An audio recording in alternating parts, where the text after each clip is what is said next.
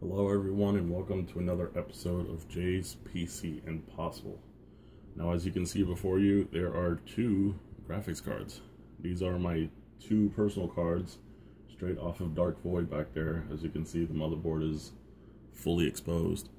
I'm planning on reapplying new thermal paste to these two cards. I usually do it around every 6 months, and well, this will be, let me see, this will be the third time I do it to these cards, because I actually replaced the stock thermal paste when I first got them, because I'm picky about the thermal paste that's used in my hardware.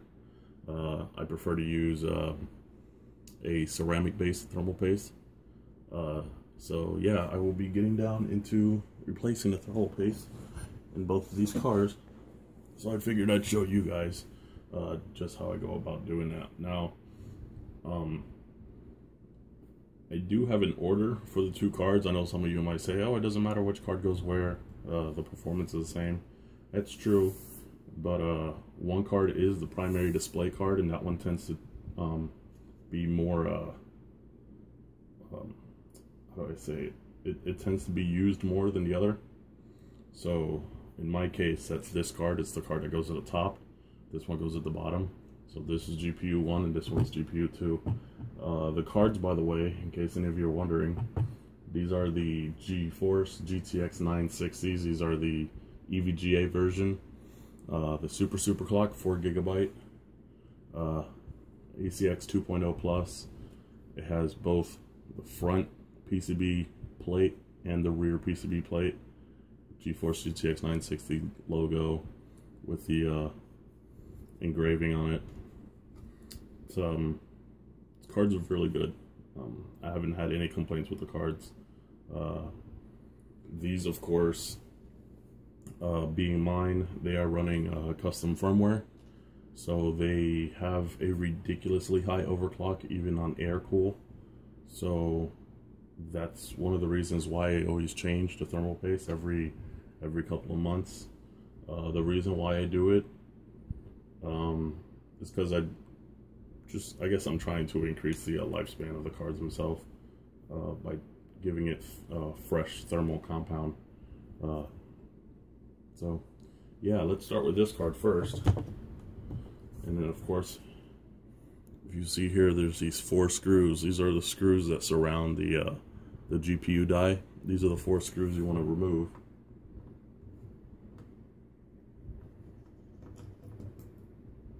Now these screws, I don't know if you can see that really well. These screws have springs on them, so they're spring loaded literally. As you're taking them out, they'll literally pop out of place. When you're putting them in, they're just to ensure that there's a pressure between the PCB and the cooler itself to create a good seal on the board itself, onto the GPU, sorry, itself, to spread that thermal paste evenly.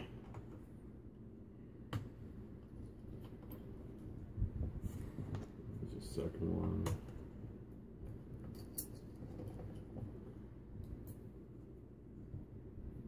Oh, almost didn't want to come out. Third one.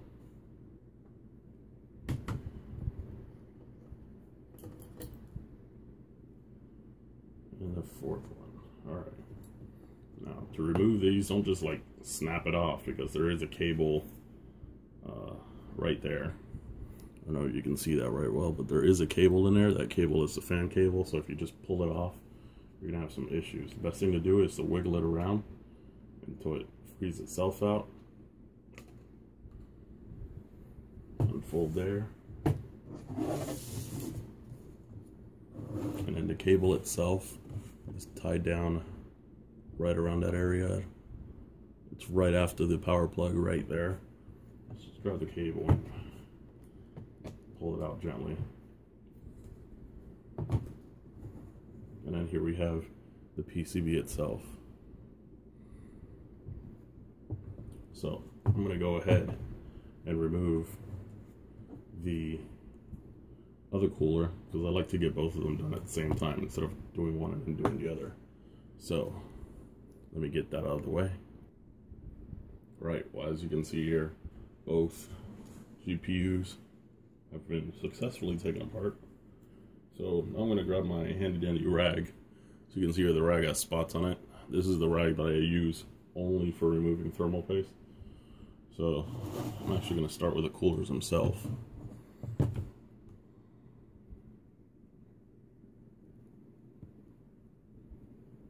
This is a microfiber rag, so it's actually really good at removing thermal paste without having the use of liquids like alcohol or any other kind of cleaner. Although if you prefer, you can use how's it said again? Isopropyl alcohol to clean the surfaces. Even the CPU die itself, it won't affect the CPU die in any way unless you like bury it in a pool full of it. Then you might have an issue. But for the most part, as you can see here, it's nice and clean.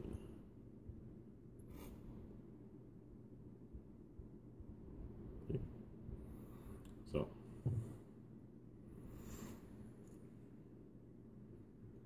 I'm going to come over to CPU die itself. I'm going to grab a clean spot on here.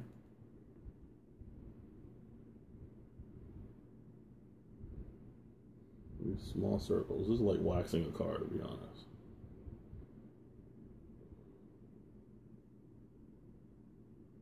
It's pretty surprising just how similar maintenance in a car is to maintenance in computer hardware, and I would know because I do a lot of car related things.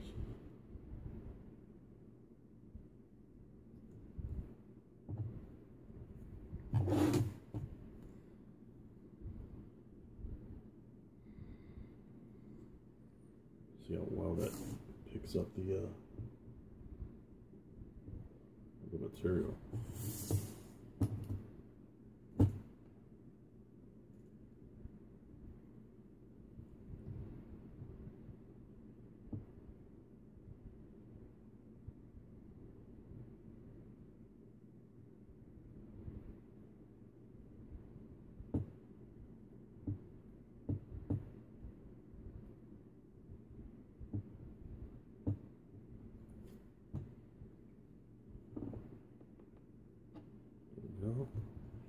Nice and clean, you can see it there.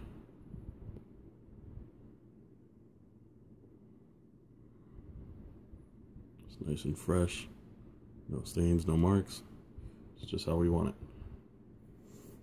So I'm going to go ahead and do the same thing to the second GPU. Right, now that I got both cleaned off pretty well, I'm going to take the PCB right quick, and with my little brush here, I'm just going to lightly brush over it just to get some of that dust out of there. I would use an air can, but some people have a dispute about whether or not using air cans on PC parts is safe. The same can be said about brushes, because you can create static electricity with them, but I've never had an issue. I'm going to continue to do so. So just want to lightly be able to brush around the PCB area. This also helps get like any of the gunk that gets stuck in the on the pins themselves, on the solders there, that you might not have gotten. There you go. Turn that around.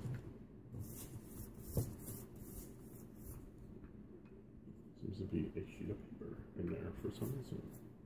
Why is there a sheet of paper? Huh. My computer ate my homework. You guys saw proof of it.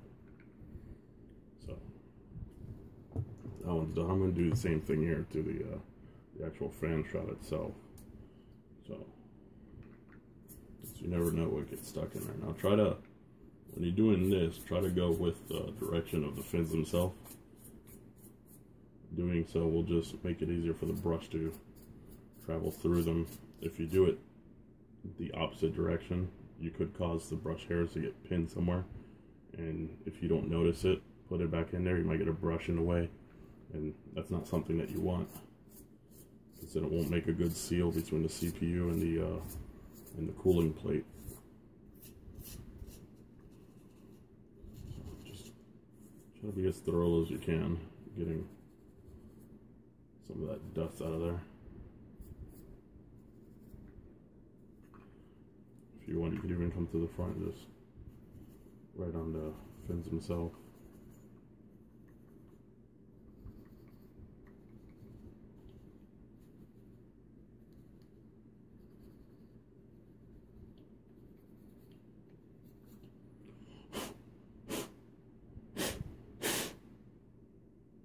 There you go. Just a little bit of air. It's alright to blow on it. It's not a bad thing. Don't freak out. It goes this way, so yeah.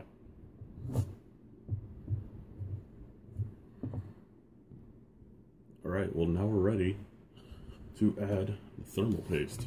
Now this isn't a water cooled thing, and even if it was, the rules about thermal paste, they vary. In my opinion, it is very much on the person themselves. There is a minimum though, and the minimum recommended is a pea size. To be honest, to give you the best description of how much thermal paste to put on there, you remember that screw that I have here? When you remove one of these back screws, they're really tiny screws. This is how much thermal paste you should put on there. At minimum, this is how much you should put.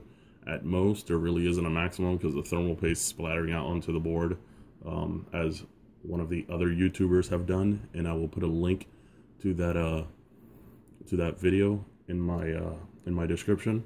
One of the other YouTubers actually showed proof that the thermal compound doesn't affect the rest of the board, as long as it's non-conductive, of course. But yeah, the maximum amount really doesn't matter. The minimum is what matters. If you put too little in there, it might not create sufficient thermal. Trying to use a more computer word, communicate. It's not going to sufficiently efficiently communicate the heat to the heat spreader itself. So when you're doing this, you just got to give it a good amount here. Hopefully you can see this just right. So we just want to put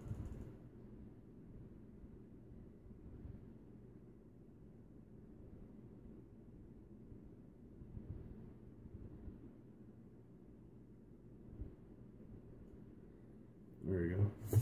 It's got a little point to it. It's pretty funny. I know some people when they're doing this, they like to do the little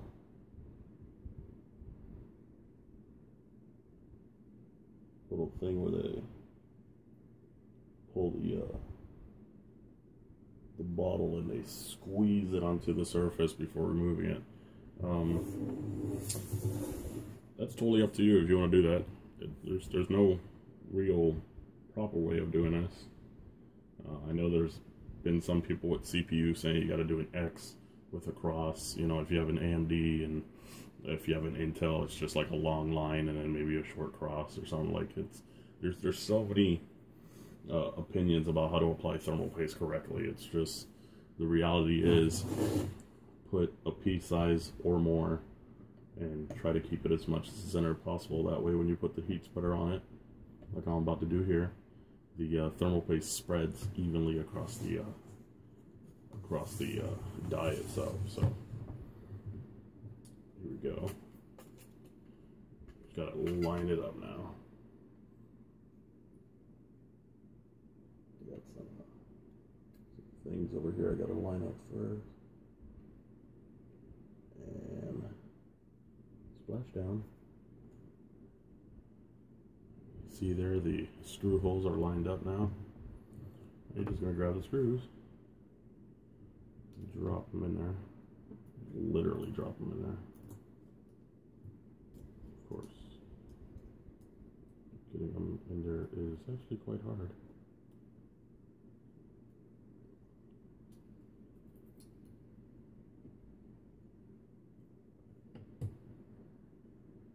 Now, I just get the screws in there, and I'll screw it down a little bit.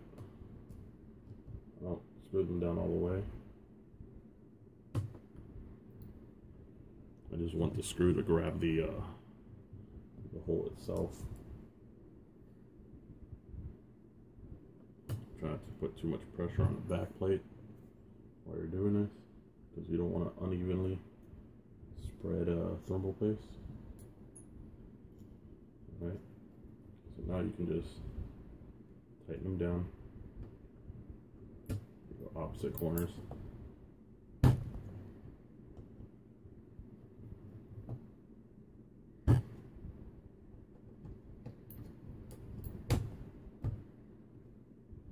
Just in case, I'm going to check the rest of these screws and make sure the back plates are securely fit onto the PCB.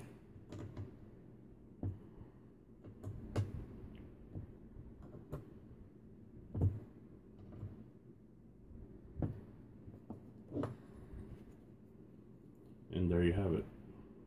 One card down and the other one left to go. Alright, and there you have it. Both of them have freshly applied new thermal paste on them. If you like this video, please hit the like button. If you don't like the video, well, I'm sorry. Please leave your comments below. Let me know if this was helpful to some of you. Let me know for any ideas in the future. Other thermal paste replacing videos, possibly. I do plan on doing one for the CPU water block, which is, oh Lord, you can't see it. Sorry for the noise. Which is right in there. It's a little dark in there. I mean, come on, it is called Dark Void. It's supposed to be a dark PC. But yeah, that's our plan doing. So leave some comments below. Let me know if you'd like to see that kind of those kind of videos. Give me ideas, you know, on stuff that you want to see, and things that you want me to talk about. So yeah, follow me on Facebook, Instagram, and or Twitter, or all of them, whoever makes you happy. Subscribe and share, of course, and I will see you guys on the next one.